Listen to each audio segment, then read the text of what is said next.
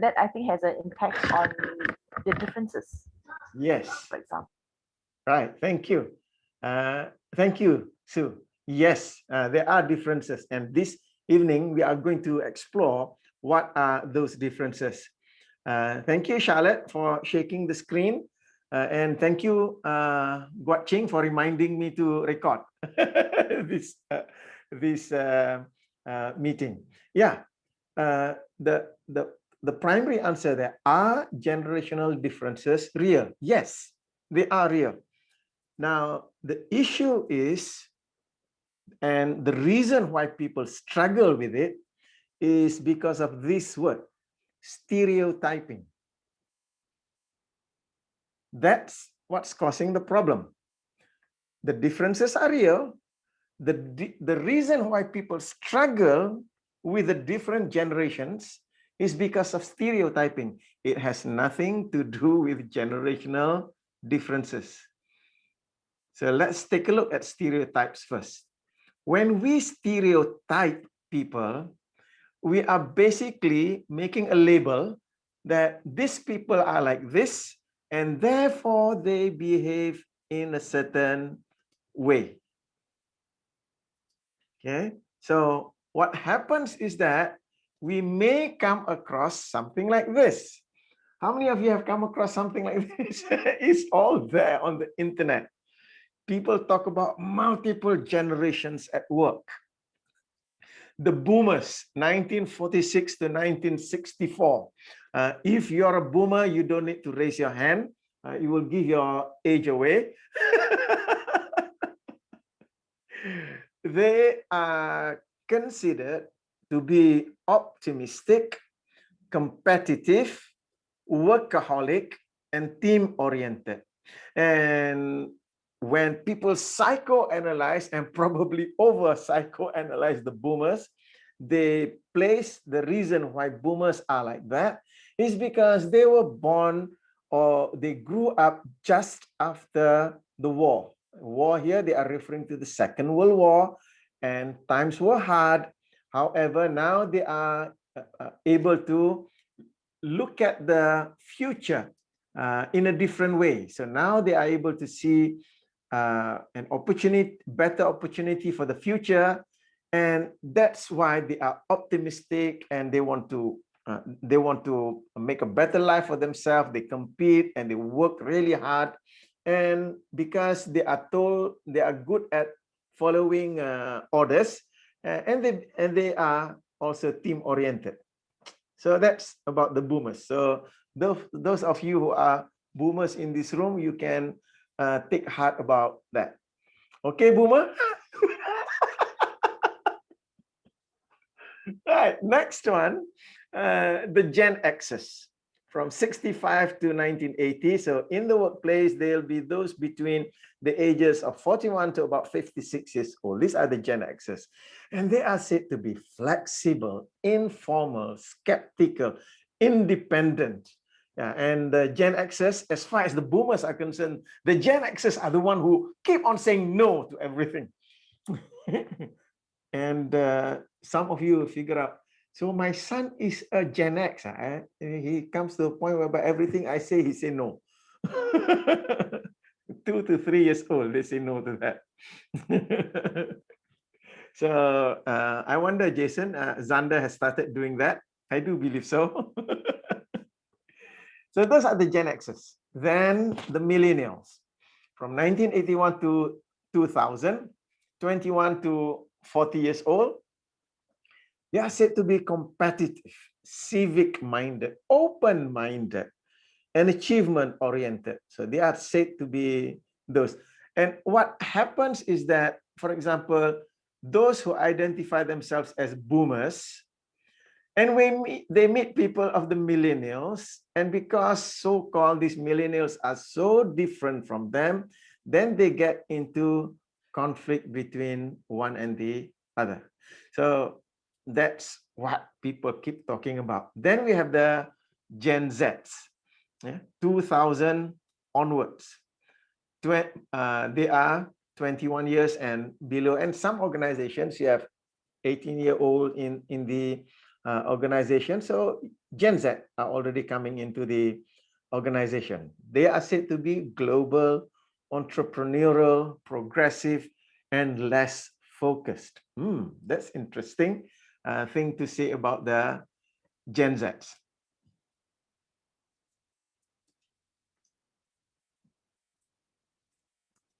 The question is,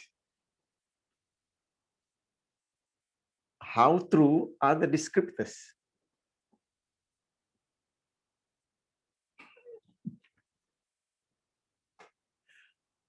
I've developed this habit of when I hear something, I attempt to look at the other side. So when I look at something like this, where's that share screen again? Okay. When I look at something like this, I look at the boomers optimistic. Then I ask the question, millennials, aren't millennials optimistic as well? Yes. Have you come across millennials who are competitive? Yes.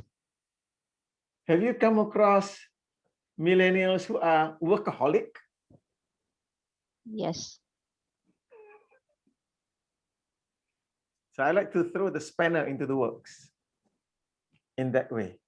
And then I realized, so what use do we have for stereotyping? Stereotyping are basically generalizations. We generalize a certain generation, a certain group.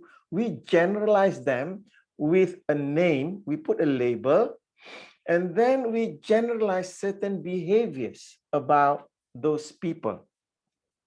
Now, when we generalize behaviors about people, so if I am let me see a show of hand, just based upon your age. I will not ask the boomers because it might embarrass them. Okay, so we've got a boomer joining us. Hashem, welcome to our meeting this evening.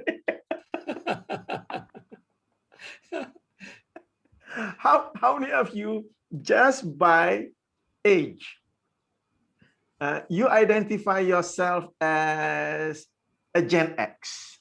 Anyone here? No. When I look at the faces there, I think that maybe most of you are not Gen Xers. Yeah. So how many of you identify yourself as millennials, born from 19? Okay, so we've got that show of hand. Me.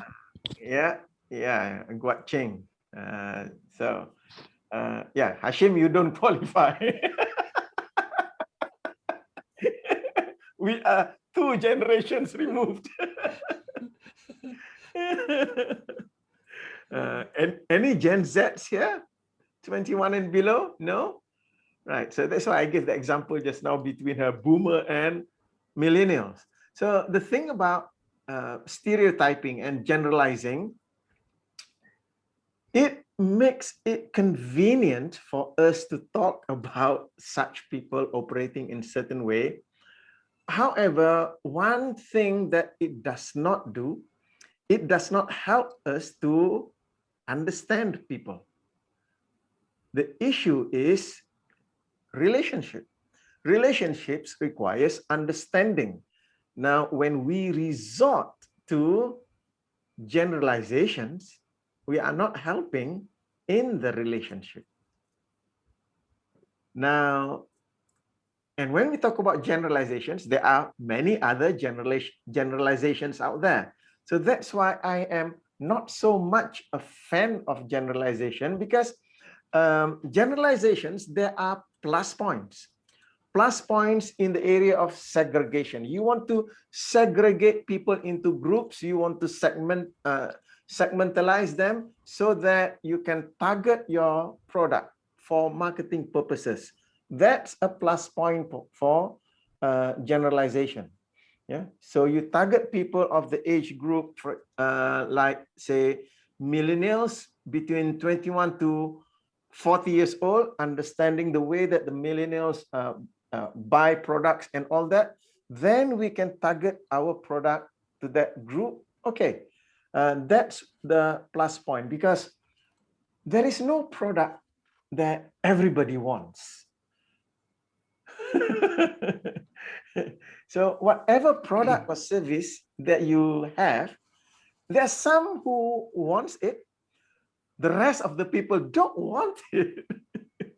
So let's just target. So that's why Google and Facebook are making lots and lots of money, harvesting all our information so that they can target the advertisement to the particular groups of people. The more data they have, the more segmentation that they can make, the more targeted the ads can be. So in the area of marketing and statistics, yes, generalizing, stereotyping is a plus point.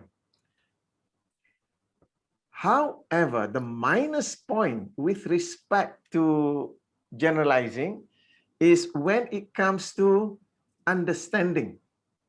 You don't understand people, because the moment you label people, let me just go back to that slide just now. Any millennials, if I say that because boomers are competitive, therefore millennials are not. Any millennials here take offense to that?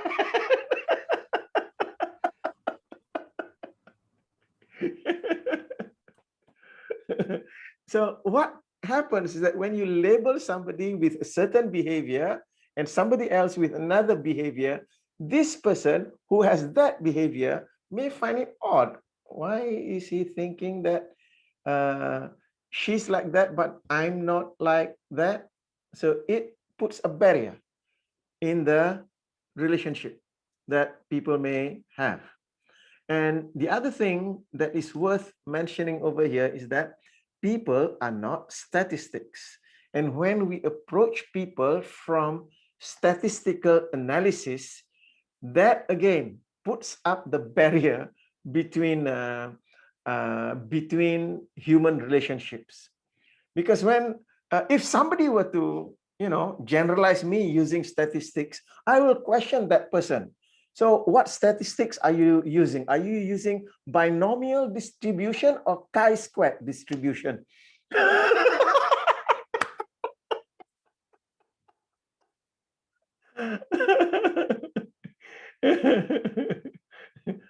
Dr. Anwar, you prefer chi-square distribution?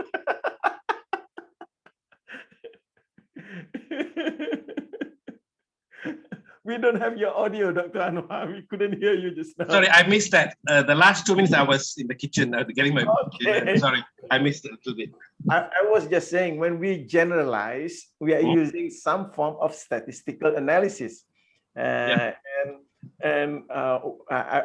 was just funning around saying that if you use statistical analysis, I'll challenge you the accuracy of your analysis. So are you using binomial distribution, or are you using chi-square distribution? SPSS. Maybe Dr. Anwar, you are more sophisticated. You use Fourier series, right? Yes, I use SPSS and all that stuff. Okay. And the thing about statistics as well, let's take binomial. Binomial goes something like that, right? And there will always be the outliers. The 20% here and the 20% here. Yep. So whatever description that you come up about people in a certain generalized sample, there will be always people who are not there. And that is why when we start to begin our effort of understanding other human beings using statistics, those statistics can trip us up. Yeah? And there are many other statistical analysis that people come up with about other human beings, stereotypes. You are familiar with personality stereotyping? Yeah, we have Personality Plus, DISC, Platinum Rule, MBTI, Colored Brain. These are all statistical or generalization about personalities. And then there are also the astrological, numerological generalizations about human beings. So how true are those? I keep on hearing my daughter-in-law, whenever that my grandson, he shows that headstrong spirit. How many of you, your children are not headstrong? When they are about 2 years old, that's when their head become the strongest, right? However, she keeps on relying, oh, he's a dragon child because he was born in the year of the dragon.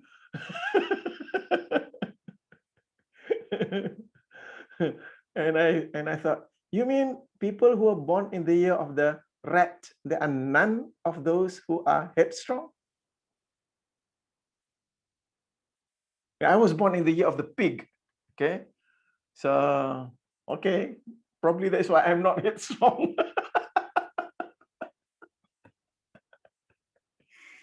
So that's the first part that I want to look at. That is when we talk about generational differences, we need to be aware that stereotyping is not helpful, and we need to move away from stereotyping because there are differences.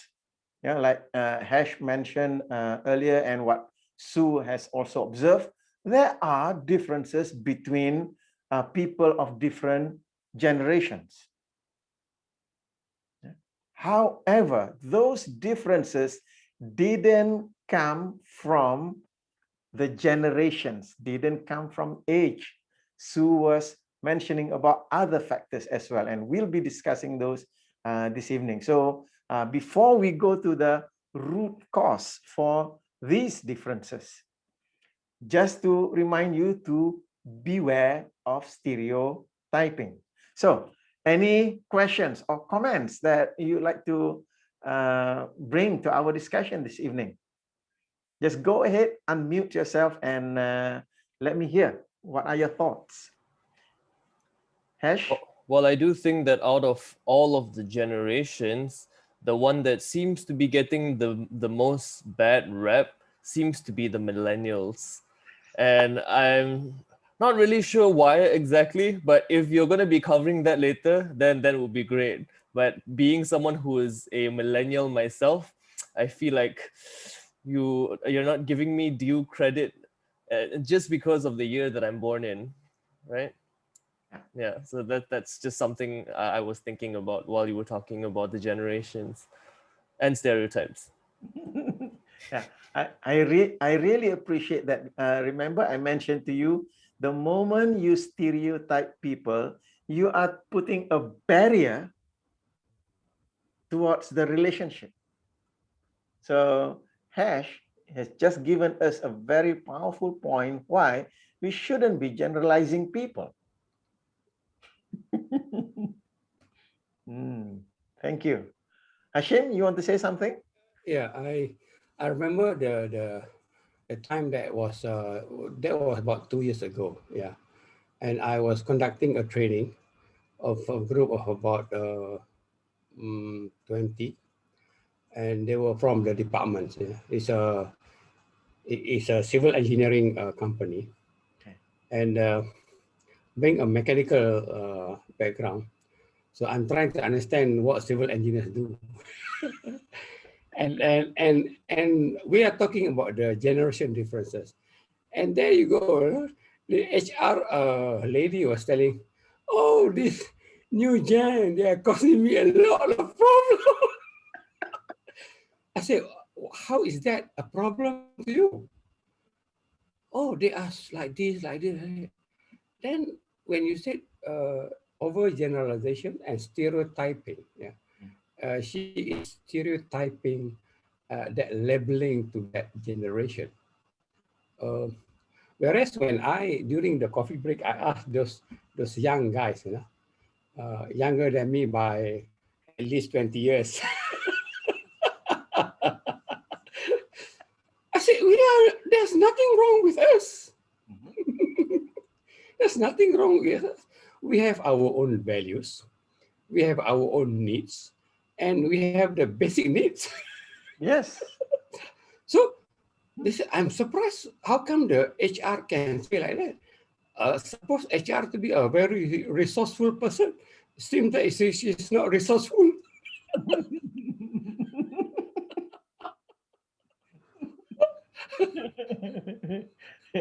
Thank you, Hashem.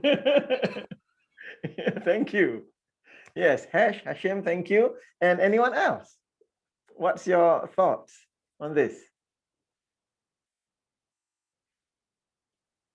Good. So let's move to the next point. Basically, we just want to get to the root cause of the differences, because we agreed that yes, there are differences. What's the because? What's the because? Now, there are other influencing factors for the differences. It's not just the generation, it's not just the age. There are a lot of things that influence. Age, organizational structure, social, economic conditions, family, and the values in the family, geographic location. So notice all of these come into play. I was just reading someone posted on the social media about this organization. They were having a discussion about different generational differences, and one of the panel members for that discussion was giving an advice to the CEO that with the younger generation, and I'm referring to the millennials, they're referring to the millennials, the person was giving the advice, and this advice came from a generalization. Oh, these millennials, they don't understand the value of hard work in order to achieve expertise. So that's why they want everything so fast. So you've got to teach them what's the word? You got to teach them delayed gratification. And I went into my head and think, what makes a person say that millennials don't understand delayed gratification? What makes people say that millennials are like that? Because part of the assumption behind millennials not understanding delayed gratification is because they have been brought up from in affluent background. Everything that they want are given to them spoon-fed. They've got everything that they want immediately. So that's why when they come into the workplace, they want quick promotion, quick increments, and all that. I wonder how many percent of millennials who grew up in not affluent backgrounds, who come from single parent families, who grew up in the really struggling through their lives in order to survive, them and the families to survive. You mean those people don't understand delayed gratification, that they are that they expect everything to be given to them? So that was the thought that went through my mind. So it is not about the generation. You have all of these factors, and Sue, you mentioned quite a few factors there already. So when we look at generational differences purely on generations alone, we are doing injustice to the person, because those factors come in. And most recently, I was having a discussion with a friend of mine. He lives in Vietnam, and he was saying to me, between him and his brother, 11 years difference, he noticed there's a big generational gap. And I said, what's the gap? And he described about his brother being very traditional, must work very hard, almost a workaholic. And when he described his brother, all the characteristics, so-called characteristics of the boomers were there. Okay, that's interesting. Except that his brother was born in 1976.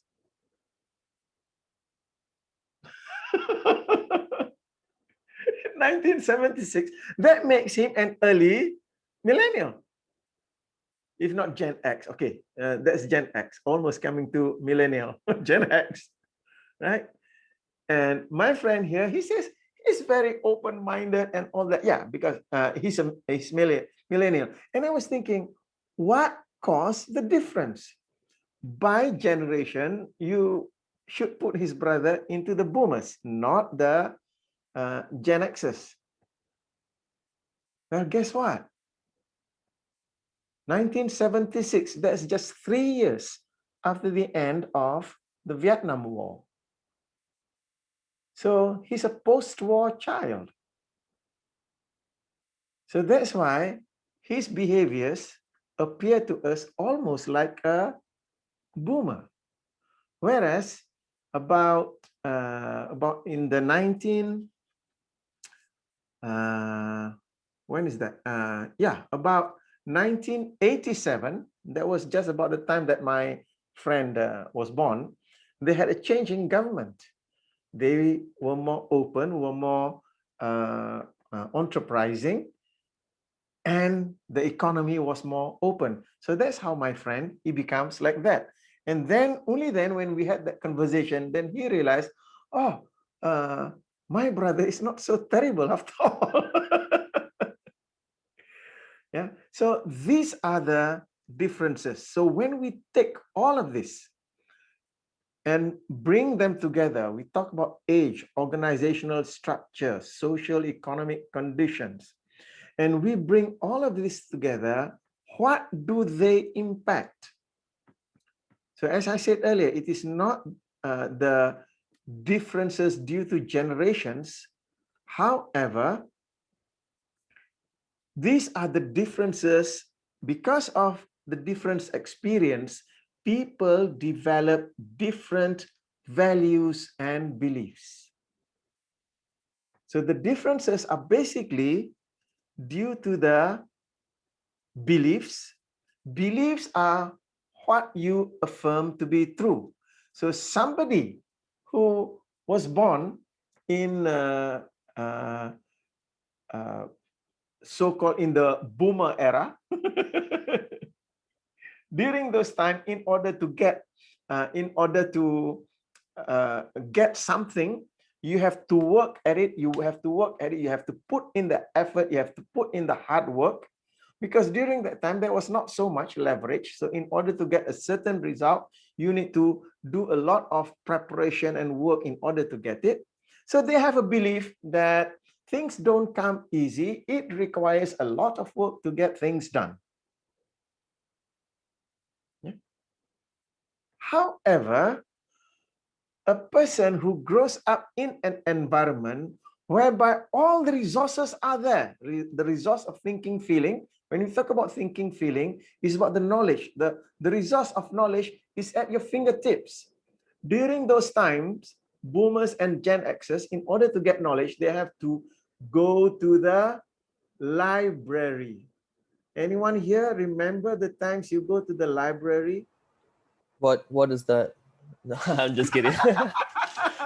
Thank you, Ash. Yeah. So people who are used to having information at the fingertips, they know that things can be done more quickly. And the beliefs are different. And this is where the clash comes. Because when a person has a belief that it takes time for things to happen and comes up with somebody like Hash who does things. Yeah, I had the experience of working in a team whereby, yeah, you have the team from the boomer right down to the millennials. And what I respect most about the two, there were three guys of the younger generation. When I say younger generation, they were at least 30 years younger than I am. The speed by which they got information. The head of the team will just text the team, put in that person's name. Can you get me this information? And I saw that within half an hour, that information has already been fed to the head of the team, because they grew up in an environment where information is at the fingertips, and their belief about the speed of how things happen is different. So that's why there is this this so-called conflict, and in NLP we call it mismatch. We have a mismatch of beliefs and also mismatch of values. What's important? Yeah. For some people, what's important is for you to, when I say some people, I'm referring to the boomers and the Gen Xers. That's a big generalization, be careful. For some people, you have to, I'm deliberately using this voice, you have to put in your time in order to grow in this organization. That's the belief and that's the value. So how they value your service is how long you've been working here. However, a person who operates from results, instead of putting at that time, I can get that in an instant. I can do that very quickly. We'll have a totally different value. So what they value is results rather than time. So now you have a mismatch. And what I see, the difference between the generations are a mismatch of beliefs and values. And when there is a mismatch, people don't have the skill of how to handle the differences of values and beliefs. So this is at the core of the differences. So if we want to look at the differences of the people in the workplace to debunk all of those concepts about generational differences, look at each individual from what value are they operating from, and to be able to understand that. So, any questions or thoughts that comes to mind?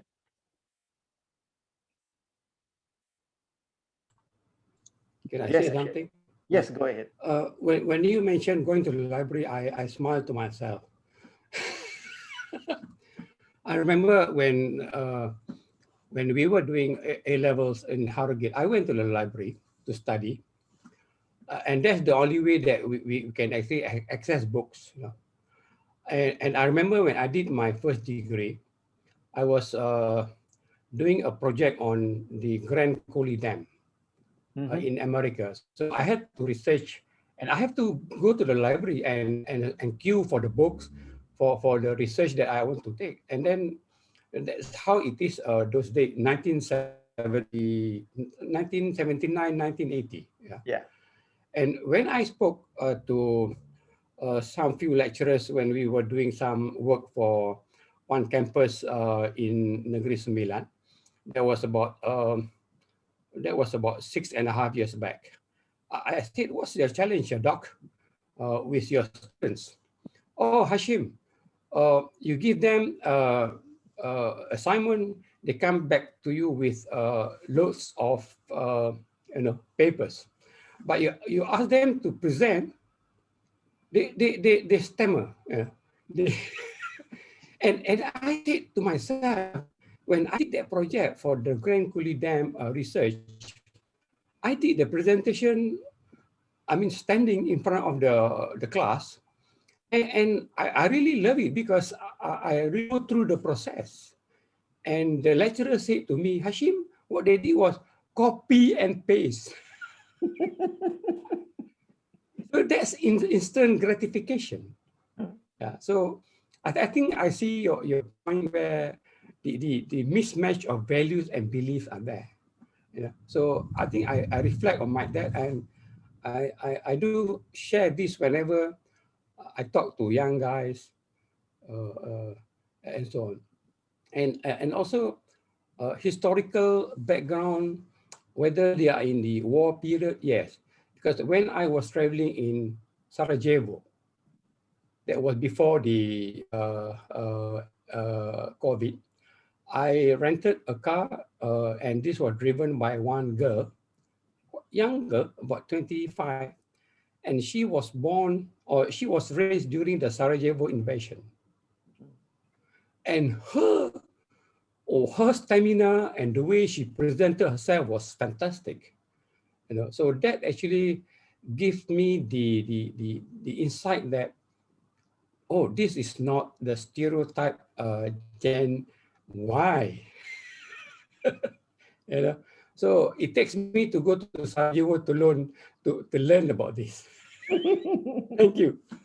Thank you, Hashim. Yeah, thank you. So again, it's not about the generations, it's about their life experiences. And from their life experiences, how they are creating meaning, and that becomes their beliefs and their valuing.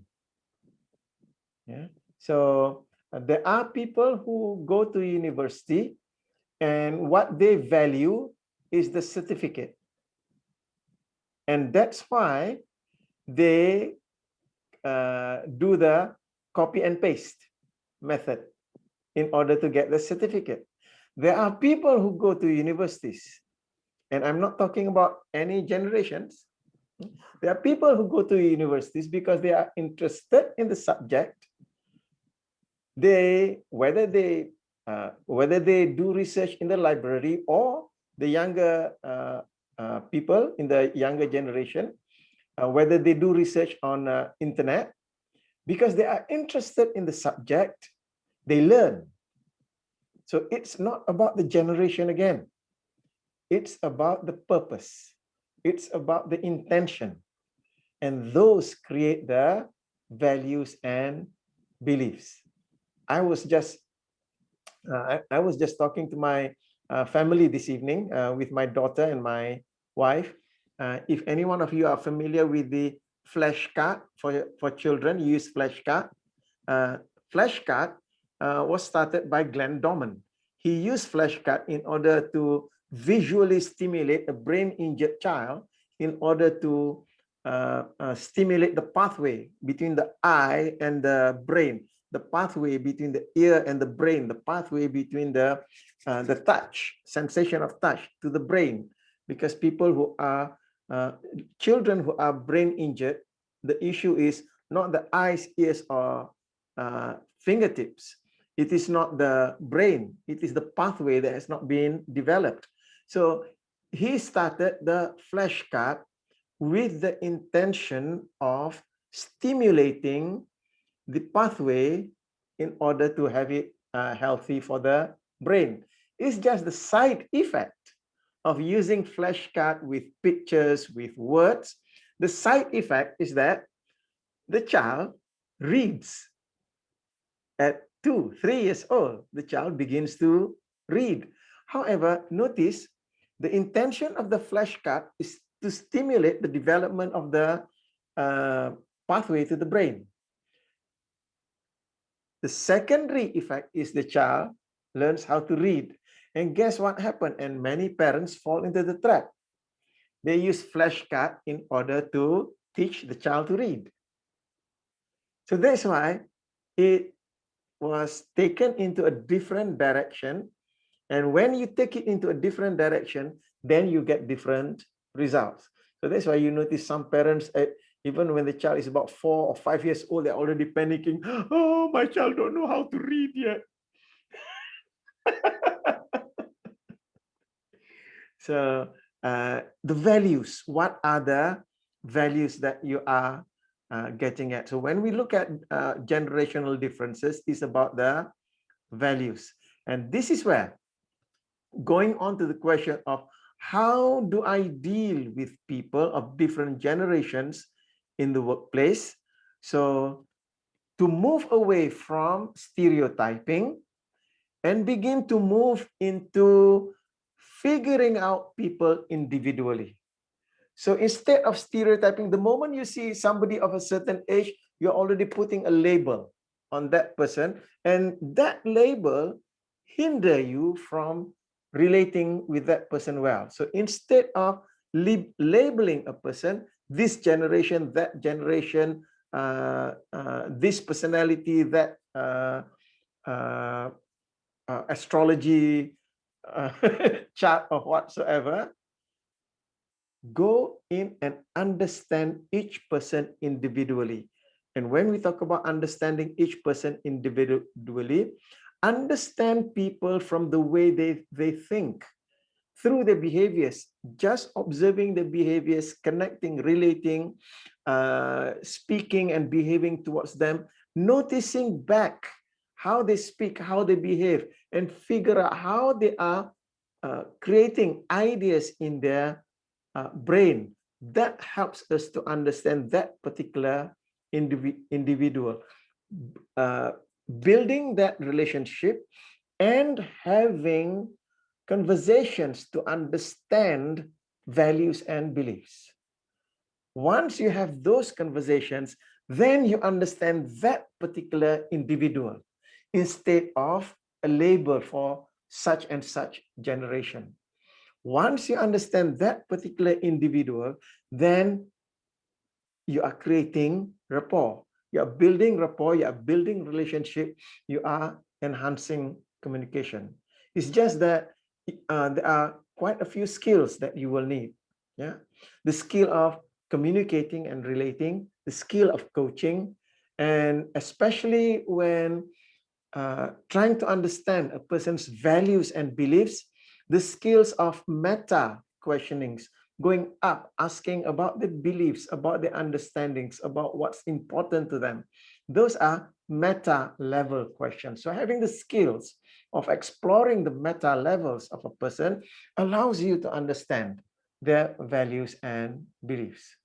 And another area, another skill that will be useful is the skill of meta programs, detecting the way that people think.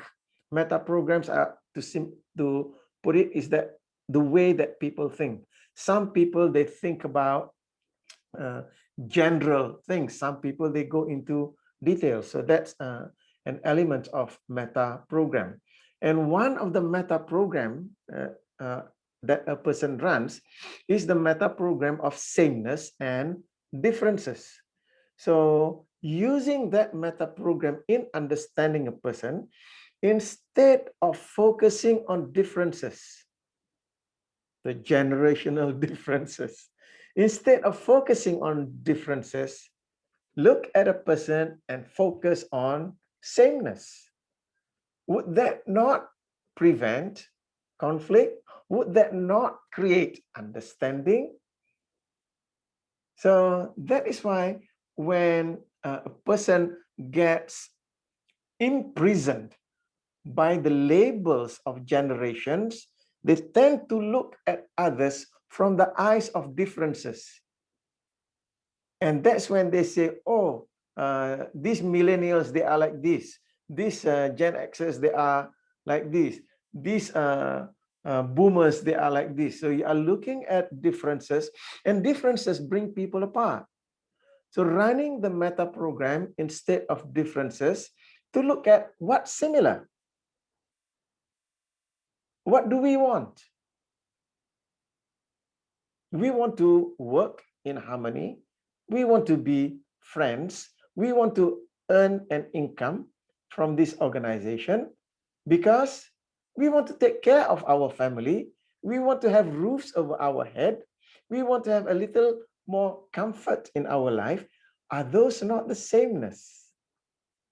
So instead of focusing on the differences, shift that meta program from differences to sameness. And when you notice the differences, to move into the meta questions in order to understand a person so that you can build empowering relationships. When you understand a people individually, then you build relationships. You don't build relationship with a label, with a category. You build relationship with people. That's why we need to understand people individually. And only then we can create that understanding. So the way that I see going forward with respect to generational differences, to accept that, yes, there are differences within the generations, and especially for parents, you already notice that you are 2 generations removed from your children. So there's a big difference there. So instead of using generational labels, go into each child, understand each child individually. Just because your child is 18 years old doesn't mean that your child does not have the descriptors that the other generations have. They do, because of the specific experiences that they have. So understand each person individually. And from the NLP perspective, we know that there are 59 different ways of thinking. We call them meta programs. And the 60th way of thinking is the biggest one. We call them values. So when we go into values, not just human beings have many different values. However, the priority of values will create different ways of looking at things. For example, like certain organizations, let's say Petronas, they have 5, if I'm not mistaken, they have 5 core values. Yeah, wonderful core values. Now, let's say 2 people both take on those 5 core values. Petronas 5 or 7? I think 5. Yeah. So don't take me. I'm not from Petronas. So they have those wonderful core values. However, if those 2 people have different priorities of those 5 core values, they will still behave differently. So just because a person is from that age group doesn't mean that they are the same. So the safest bet especially for leaders, for parents, for teachers, the safest bet for you to take is to do away with the generalization and just meet each individual one person at a time, understand that person one at a time, and build that relationship. Because what happens when you generalize and stereotype, you put a stigma on a person, that creates that barrier. Yeah. And reflecting on my experience, my personal experience of being stereotyped, I was upset at the time that happened. It was a point in my life. I was working in a construction company, and we went through very difficult years in around 87, 88, 89, very difficult years for the construction industry. And the technical people were working really hard in order to help the organization. And when we came out of that that recession period, to hear the stereotype being labeled at us, oh, these engineers, they come to the office every day and just play on the computer.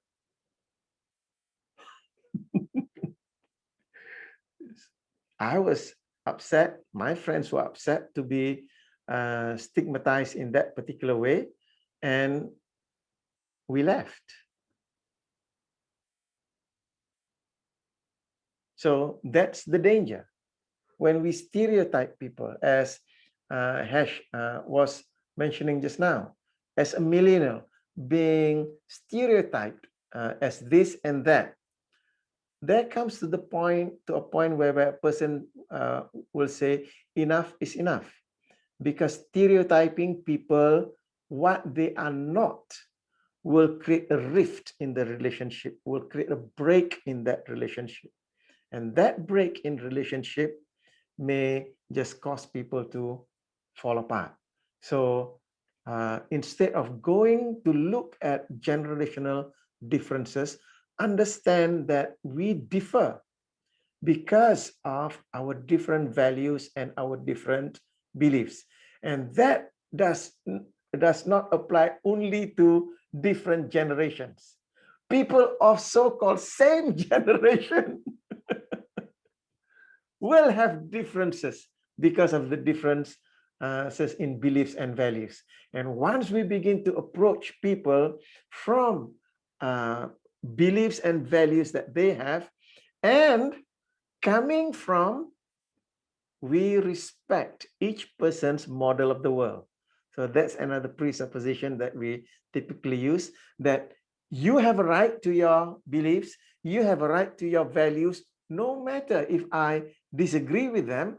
Your right is your right, and my right is my right, and we honor each other's rights, and we affirm to not do any hurt or harm to one another. And that's what we refer to as to disagree amicably. So this will bring us to a better level of relationships in our lives, instead of focusing on the differences. Okay, anyone has a question or comments? Go ahead.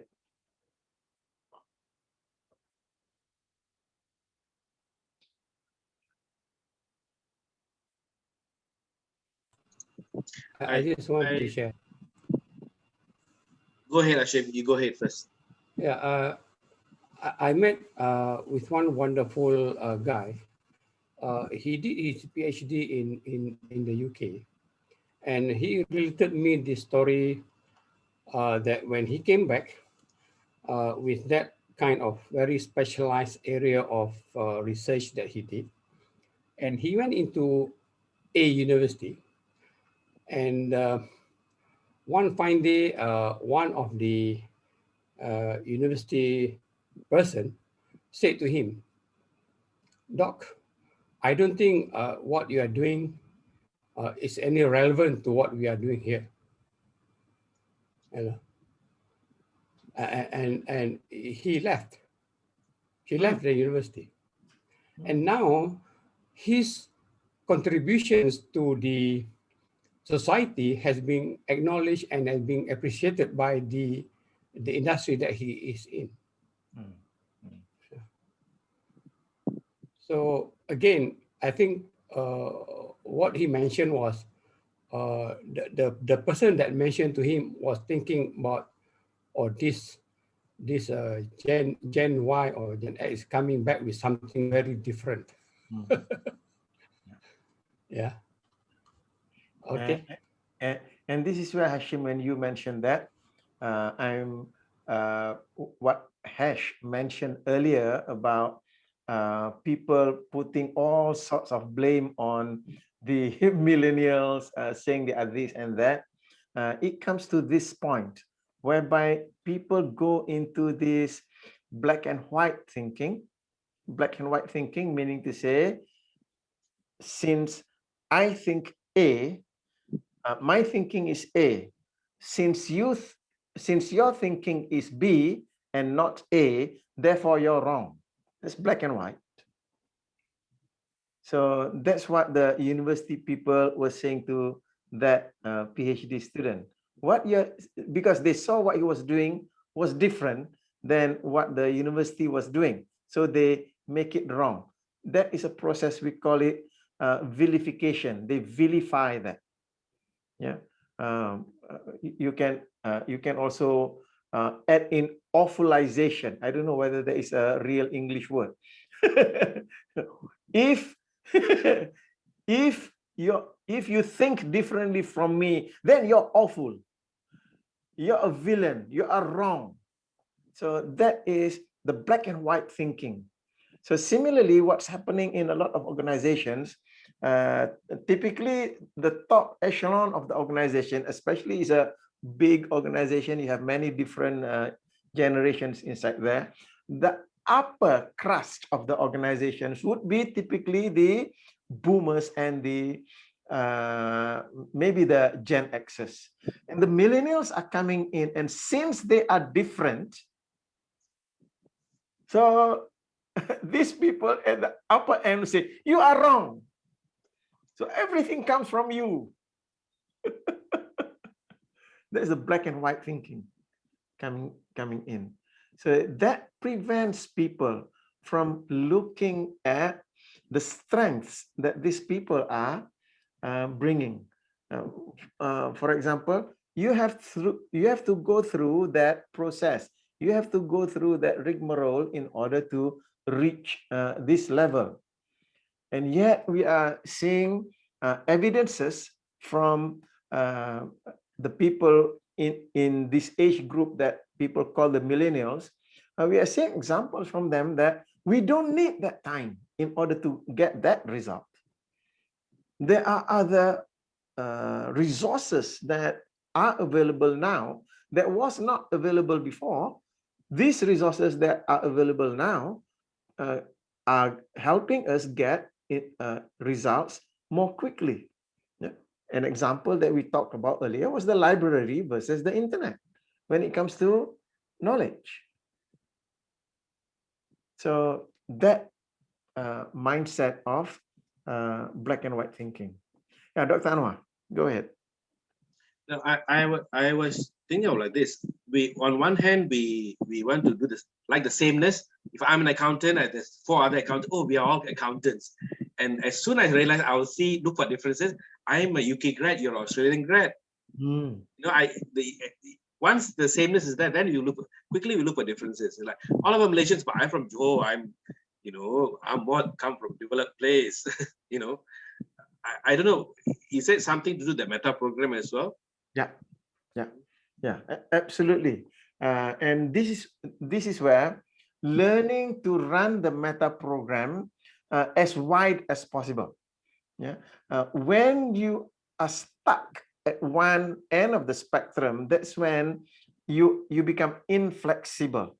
People who are stuck at sameness all the time, or they are stuck at the difference. What we are saying is that let's move as wide as possible. And the example that you gave fits that perfectly. Sameness allows me to connect, to find what are the things that we are similar to help put us into rapport. And from there, to look at differences, because through the differences, I can learn something new. Yeah. So if you're a graduate from Australia, so what was your experience in this particular subject that you learned from there that I did not have? So to be able to shift between sameness and differences in our relationship. So if in the organization you are harping on the generational differences, you are just focusing on what's not the same, and with the mindset of black and white, since you're not the same as me, then therefore you're wrong, and then bringing in the vilification and awfulization, you are wrong, therefore you're terrible, you're hopeless, you shouldn't be in this company, in this company, you don't even have any right to live.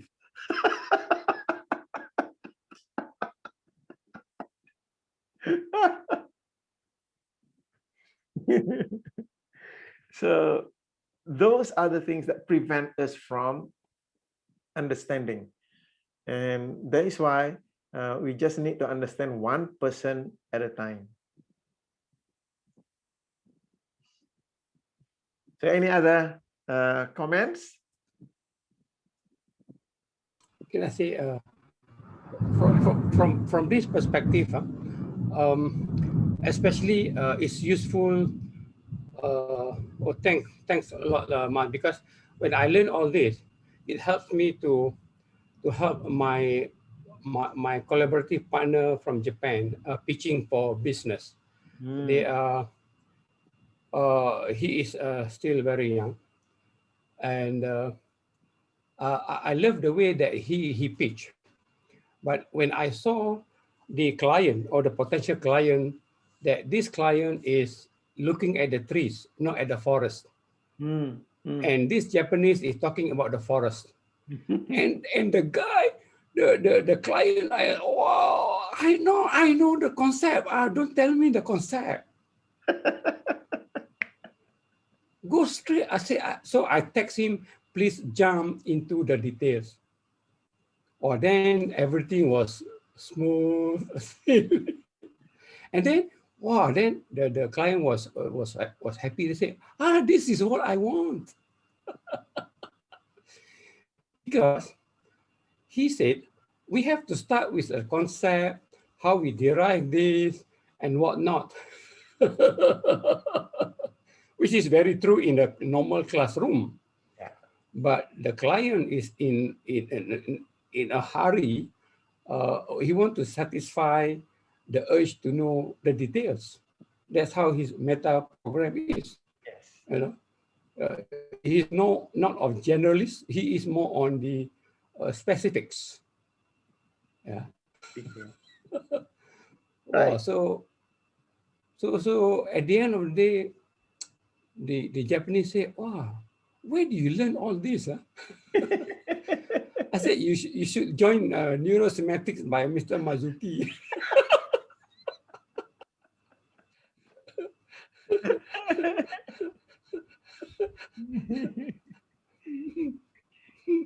Probably what I will, thank you, Hashim. So probably what I will do is just a little bit of what I can summarize, and then I would like to go back to you and see what are the things that you would like to say before we end the session.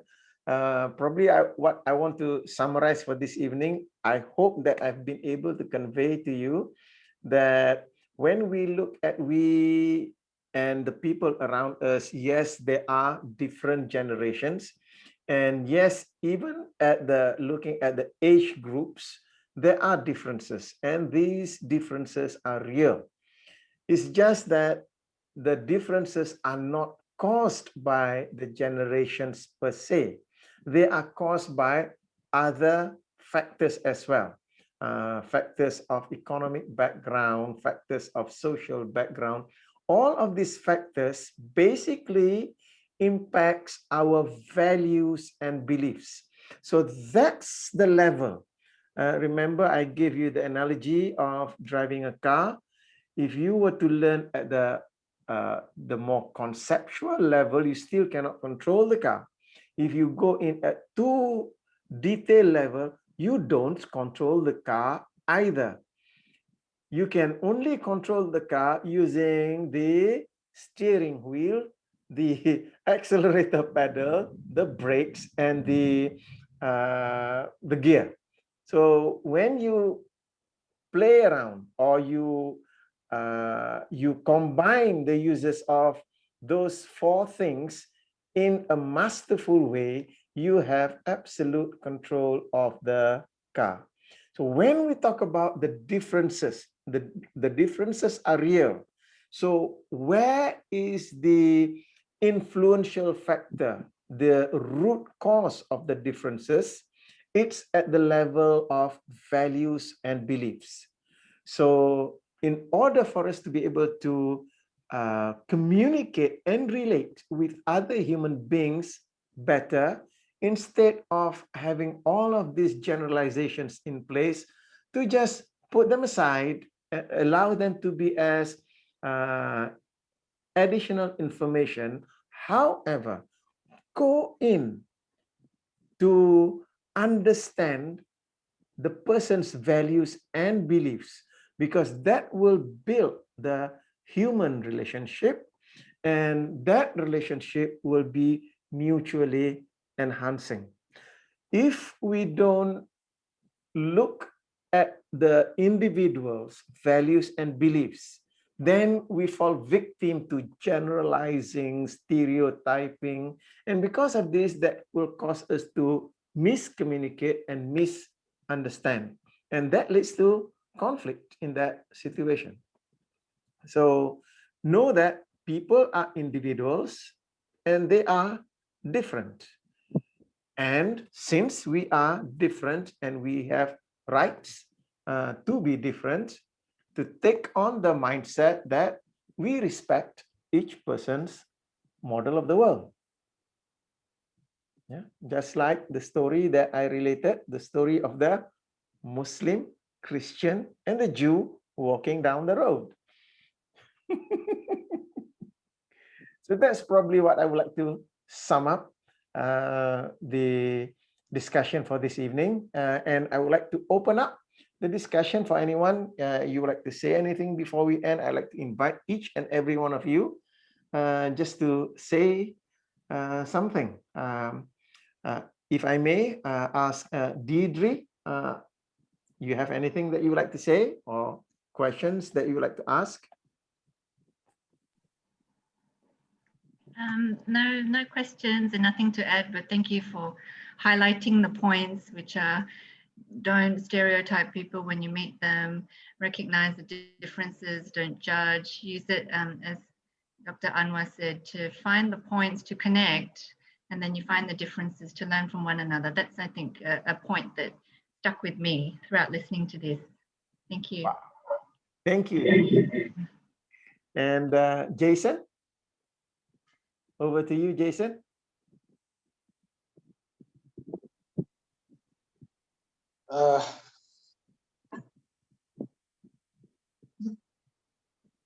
So I can't seem to gather my thoughts yet. Still trying to process it. A lot is going through. Okay, right. Thank you. Yeah, but Marilyn, of course, she has things to say. Yes, I Yes. do. Go ahead, Marilyn. Hi. I was wondering what that movement there. It's me. Okay, so generational differences are caused by similar beliefs and values. Yeah, Different so values and beliefs.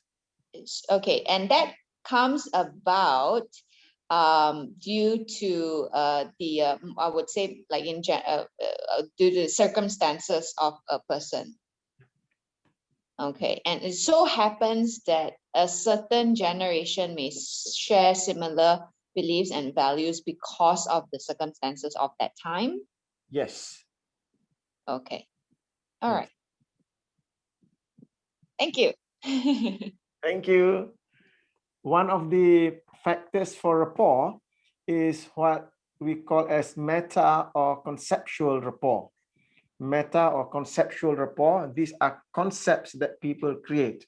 So if people live through a similar experience, then they develop a similar concept.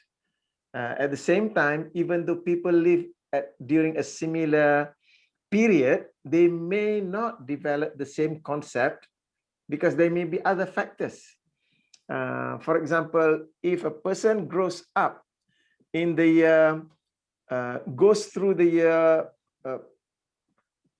2019, 2020, and now going through 2021, we have the challenge of the pandemic. So we have a similar experience, yet we may have different concepts from those experiences because, let's say, because of different economic situations, because of different social experiences. So it is not just the period of time that you go through. There are other factors coming in. So that's why instead of focusing on the period of time that a person was born or grew up, to inform us about our sameness or differences, to straight away go in at the root cause of those differences, which are the values and beliefs. To not be distracted by so-called the time period that you go through, because that can be a distraction.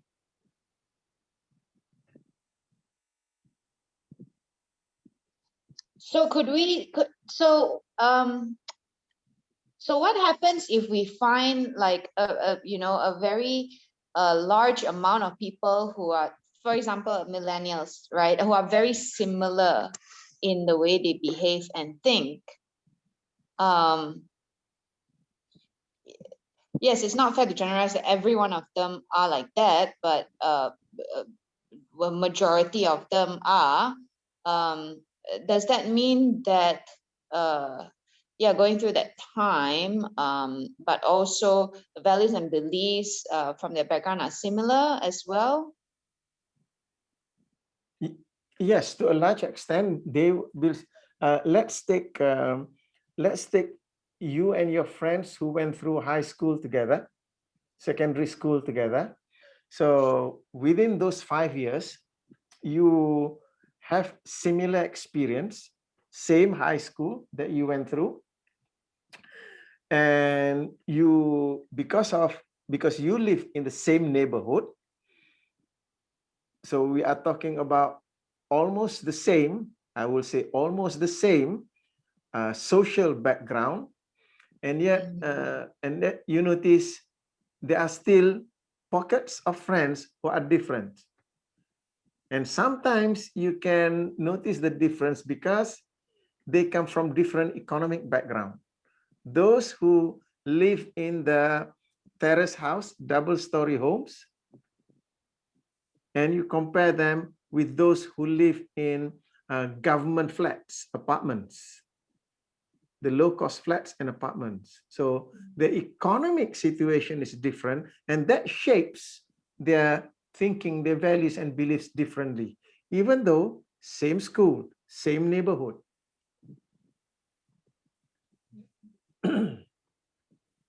So if I'm looking for a millennial, right, to work with my organization, I need to look for one who's not in the city and who's out in the rural areas, so that they still have the values of.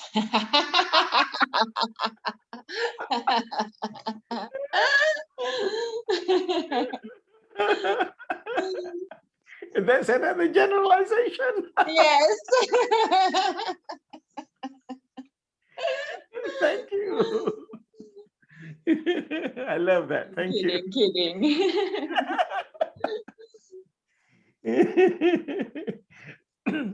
Okay, moving on to Hashim. Thank you, Marilyn. Thank you. Okay, what I found is being very useful to me in terms of the relating skill with people at all levels. At all levels means I can relate to the Harvard professor. I can relate to people on the street because starting not to judge people by what they wear or how they behave. I think, and the fact that people are not broken, they do not need to be fixed. So I think this neurosemantic has given me a lot of resourceful mind lines to communicate with people in a very, what do you call this, way that it's a win-win for both parties whenever I communicate with them. Thank you. Wow. Thank you, Hashim. Thank you for that. So moving to Rita, may I have your opinion before we end? Anything? Yeah, so it's been interesting listening, because as I was listening, I guess so much of what I've done in the past and now, or what I try to do, has always been from a perspective of seeing people, I guess, from the perspective of equity, of, equally, as my equal, or I'm their equal, regardless of their background. And I, and I think that's as a result of, perhaps things that I've had to deal with in the past, work environments. And sometimes the sort of, when you're tackling differences, it's easy to hide behind differences, because people don't want to get out their comfort zone, for all the reasons and things that people have been talking about. What makes us same, what makes us different. The stigmatization, these are labels that are created by our societies. It's labels created by, from authorities to media to anybody that's maybe in a different country who comes in. It's got, you say, oh, you're a threat. So it's sometimes seen as a position of threat. Differences around, like it's seen as a threat rather than something that, okay, what is similar, what is the same about us? What's our similar contributions in whatever it is in the workplace? So that's something that it resonates with me about looking at sameness and not the difference of the way, or you get to a point where if you can agree on, okay, here we are in an organization that we've got some similar goals. If you're looking at organizations, it's usually around the organizational politics and the values that sometimes can get it so wrong that then spirals what happens within organizations and people, and the communication. So trying to get to that level of sameness, and then look at, well, how does the differences between us actually strengthen what we're doing? We don't have to agree on everything, but it's about looking at, well, what are our common goals? Because especially whether you're in a university, whether you're in a school, whether you're in a multinational company, petroleum, whatever it is, you have some goals. But if you've got a mismatch of values amongst perhaps peer groups or your organization, then you're a bit stuffed. And that's when you have to reevaluate. And that's where values and your beliefs and all of those come into play. And that is the core of it. The values for yourself that you discover through life. It hits you when you go into your working environment saying, right, why am I doing this for the next 30 years? Okay. And this is where I wanted to quickly relate is in one of the places I worked in, not here, but overseas, I was in HR, and I was so surprised and shocked when I was being asked to organize 40-year service awards. Now, my age group, I'm on the cusp of boomer and whatever that next phase is, Gen X. Okay. And I was suddenly coming into an organization where people have been there, and I'm thinking, oh my God, I'm only in my 30s. And so you've been here this long? And then you start to talk to people, and I'm in HR, and I'm talking to people. I said, well, what have you done? And they've done the same job. So there's that comfortable, like, don't have to do too much. And then it goes through the next sort of disruptor, because as you said, the environment's changed. So that's exactly what's happening now. But that doesn't necessarily have to change your communications with people, because I've been in that generational shift myself. But I learned from my peers, the difference is that every generation has a disruptor. And it's about how we deal with it and how we communicate with it. So now, yes, there's 3 generations, and I've got to get savvy with my tech, and okay, I'm on Zoom. And my son is whatever he is, whatever he is now, millennial or going on to Gen Z. But, we have to find our sameness and communications. And it's probably up to me to say, okay, I can learn something, but don't be afraid to ask and appreciate and respect somebody else who has that information and say, I need a bit of help here. And at the same time, I can give you stuff that you need to help you see the future of how things work out, not from a techie perspective, but at a human level. Okay. Sorry, so that was just a lot of things that I want sort of come together. But what the conversation, how you stated it, sort of resonated and brought up these things in me, if this all makes sense. Yes, it does make sense. When you allowed me to understand your experiences And what you mentioned just now truly made sense to me. So thank you very much. I appreciate your giving that perspective. Yeah, appreciate that. Okay, thank you. Thank you, Rita. Wonderful. Good. So moving on to Sue. Yeah, I guess interesting about stereotype, but I think stereotype is there because there's so many variations and our mind can only deal with so much. So to make it easier, we tend to group different similarities and try and put a label to it, and that's why stereotype came about. But we also need to be careful of that when we do the stereotype, and we need to realize that, you know, not everything is always the same, or not everybody is always the same. Yes. So there's always a balance. Yes. Yeah. Okay. Thank you, Sue, for those thoughts. And moving on to Akmal. Any thoughts from you, Akmal? Yeah, looking at all those points given, at least it can helps me to minimize my own personal disappointment towards people in terms of I'm not in HR, but basically I deals with people's, a lot of them coming from Gen Z. So I try to minimize my whatever expectations I have towards them. So there are areas that I still need to explore, especially on those skills you mentioned on meta questions, meta programs, all of that.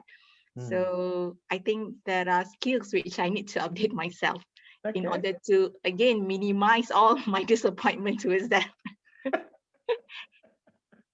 Okay, thank you. Thank you. Appreciate your thoughts there, Akmal. Right. And Guat Ching?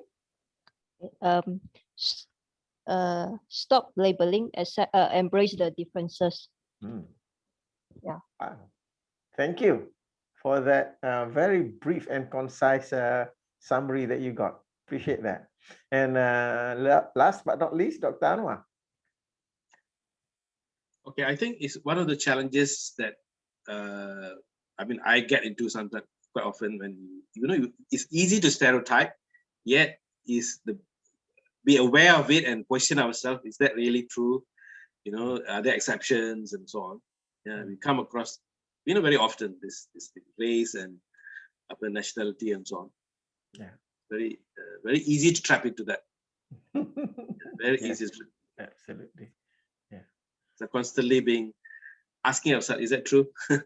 Always true. Yeah. Wow.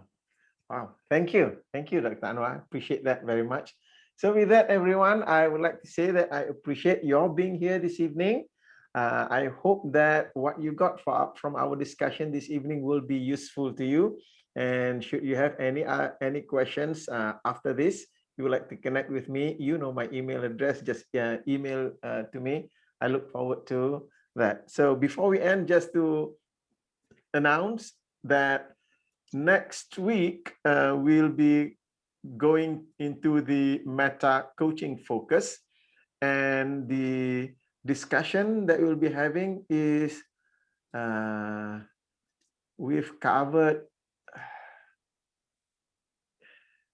oh dear, attitude, we've covered mirroring. No, invitation to experience. I think next week will be in invitation to experience. So that comes from the Coaching Conversations book from Michael Hall. So with that, thank you very much. I look forward to seeing you again. Don't know when, don't know where. We'll meet again. Thank you. Thank you. Bye. Thank you very much. Bye. Thank you. Thank you very much. Thank you. Thank you very much. Yeah. Thank you.